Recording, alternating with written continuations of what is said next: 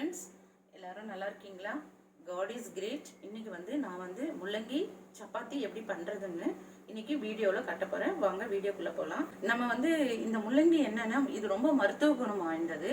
ஆக்சுவலாக மெடிக்கல் ஃபீல்டில் சொல்லுவாங்க, லாசிக்ஸ்னு ஒரு டேப்லெட் இருக்குது. அந்த லாசிக்ஸ் யூரின் வராதவங்களுக்கு, கிட்னி ப்ராப்ளம் உள்ளவங்க, நிறைய இருதய ப்ராப்ளம் உள்ளபோது, நம்ம பாடியில் ஓவராக ஃப்ளூயிட் இருக்கும்போது இந்த டேப்லெட்டு இல்லை இன்ஜெக்ஷன் வழியாக அதை கொடுத்து நம்ம பாடியில் இருக்க ஃப்ளூயிடையும் யூரின் எல்லாத்தையும் வெளியெடுக்கிறதுக்கு யூஸ் பண்ணுவாங்க. ஸோ அந்த டேப்லெட்டோட ஆக்ஷனை நமக்கு இந்த முள்ளங்கி பண்ணும். நான் 1 கப் கோதுமை மாவு எடுத்திருக்கேன்.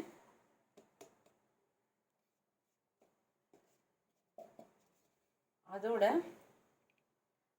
கொஞ்சம் கஸ்தூரி மெத்தி ஆட் பண்ணியிருக்கேன். இந்த கஸ்தூரி மெத்தி நம்ம சாப்பிடும்போது சப்பாத்தி ஒரு பைட்டுக்கும் இதோட வாசனை ரொம்ப நல்லாயிருக்கும். ஸோ அதனால் நான் கஸ்தூரி மெத்தி இதில் ஆட் பண்ணியிருக்கேன்.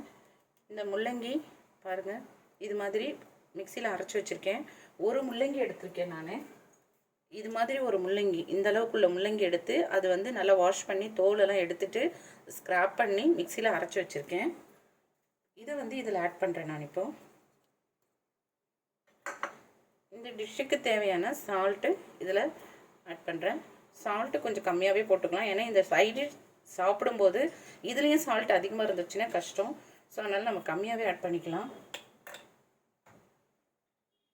இப்போது இதுக்கு தேவையான ஆயில், நான் ஆலிவ் ஆயில் தான் இப்போ இதில் ஆட் பண்ணுறேன். நம்ம கொஞ்சம் ஆயில் இப்போயே அதிகமாக போட்டுட்டோம்னா நம்ம சப்பாத்தி போடும்போது நமக்கு ஆயில் ரொம்ப தேவை கிடையாது. இப்போது இது எல்லாத்தையும் ஃபஸ்ட்டு பாருங்கள், அந்த முள்ளங்கி நம்ம குயிஸ் பண்ணி எடுக்கும்போது அதில் தண்ணி வரும். அந்த தண்ணியை கூட நான் இதில் ஆட் பண்ணிடுறேன். இப்போது இதுக்கு மேலே நமக்கு வாட்ரு தேவைன்னு இப்போ இதில் வாட்ரு கொஞ்சம் ஆட் பண்ணிக்கலாம். பாருங்கள், நான் நல்லா பிசைஞ்சிட்டேன் மாவை. கொஞ்சம் மேலே லேசாக ஆயில் போட்டிருக்கேன், ஏன்னா ட்ரை ஆகக்கூடாது மாவுன்னு சொல்லிட்டு.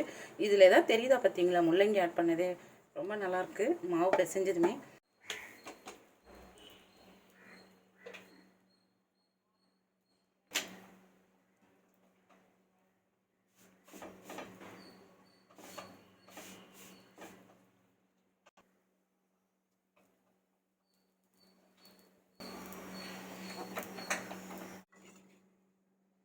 இந்த சப்பாத்திக்கு, முள்ளங்கி சப்பாத்திக்கு தேவையான மூலி சப்பாத்தின்னு சொல்லலாம் அது பேர். நான் இப்போ அதுக்கு தேவையான சைட் டிஷ் என்னன்னு பார்க்குறேன். இது தேங்காய் எடுத்திருக்கேன். இங்கே பாருங்கள், ஒரு 1/4 கப்பு தேங்காய் எடுத்திருக்கேன். அதுக்கு நம்ம பொட்டுக்கடலை சும்மா கொஞ்சம் ஆட் பண்ணால் போதும். இது எதுக்குன்னு திக்னஸ்க்காக தான் நம்ம ஆட் பண்ணுறோம், குருமா திக்னஸ்க்காக. ஒரு 4 பச்சை மிளகாய் எடுத்திருக்கேன். 1 ஸ்பூன் இஞ்சி பூண்டு, ஒரு ஆனியன் கட் பண்ணி வச்சுருக்கேன். பெருஞ்சீரகம், 2 லவங்கம், கொஞ்சம் பட்டை, ஒரு ஏலக்காய் வச்சுருக்கேன். இப்போ இது பொட்டுக்கடலையும் இந்த தேங்காய், இந்த பச்சை மிளகா இதில் முதல்ல அரைச்சிக்க போகிறோம். அரைச்சிட்டு இது தாளிக்க யூஸ் பண்ண போகிறோம். இது முதல்ல நான் அரைச்சிட்டு வந்துடுறேன். இப்போ நான் ஒரு வாணலியில் 2 ஸ்பூன் எண்ணெய் போட்டிருக்கேன். இந்த பெருஞ்சீரகம், பட்டை, ஏலக்காய், லவங்கம் இதில் ஆட் பண்ணுறேன். எண்ணெய் காஞ்சிருச்சு. அதில் 2 கருவேப்பிலை ஆட் பண்ணுறேன். இந்த ஆனியனை அதில் நம்ம ஆட் பண்ணுறோம்.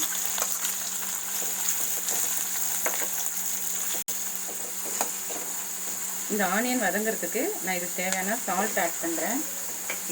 இதில் நம்ம தக்காளி ஆட் பண்ண போகிறதில்ல, ஏன்னா ஒன்லி லெமன் தான் போட போகிறோம் கடைசியாக இறக்கும்போது.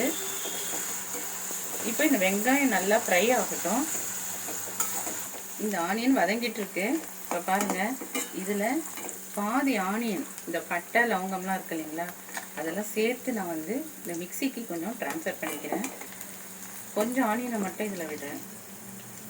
இதில் இஞ்சி பூண்டு நம்ம எடுத்து வச்சுருக்கோம் இல்லையா, அதை இதில் ஆட் பண்ணுறேன்.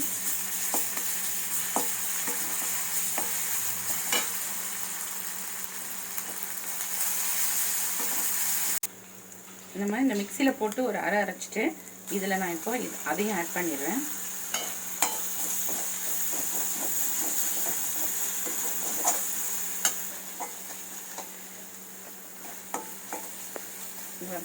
இது கொஞ்சம் நல்லா கொஞ்சம் வதங்கிட்டோம், ஏன்னா வெங்காயத்தோட பச்சை வாசனை போகணும்.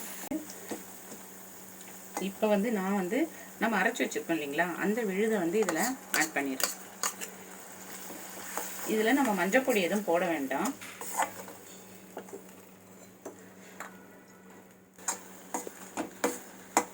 இது அது போட்டு ஒரு வதக்கிட்டு இது வாட்டர் ஆட் பண்ணுறோம்.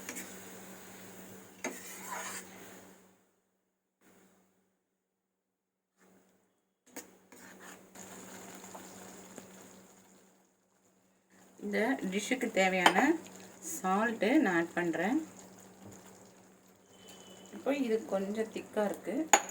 ஏன்னா நம்ம சப்பாத்திக்கு தான் இது சாப்பிட போகிறோம். தண்ணியாக வேண்டாம். இது பாருங்கள் நல்லா திக்காக வந்துடுச்சு.